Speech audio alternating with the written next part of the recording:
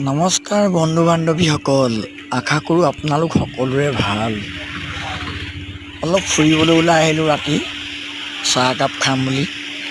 এয়া হ'ল Jindal চানখেৰা Jindal চকৰী, Ahmedabad state highway.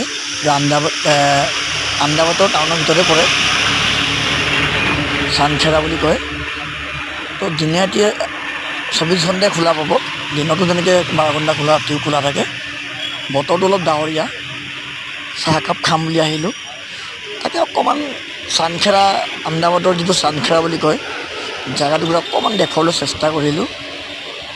বতৰটো খুব ডাৱৰীয়া। এয়ে হ'ল চানখেৰা। এখন দিনে ৰাতি সমান গাড়ী চলি থাকে।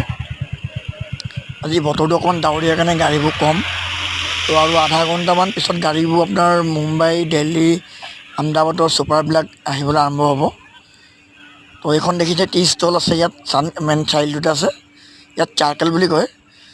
তো 24 ঘণ্টাই খোলা থাকে। বাকী এখন মুম্বাইৰ পৰা আহিছে, ৰাখিছে, পেছেঞ্জাৰ নমাইছে, উঠাইছে। তো এইখন আপোনাৰ ৰাজস্থানলৈকে যাব। বাকী আশা কৰোঁ আপোনালোক সকলোৰে ভাল, আকৌ লগ পাম। বাকী আপোনালোকে ভালে থাকক, সুস্থ থাকক, আৰু আমি অলপ এনজয় কৰোঁ।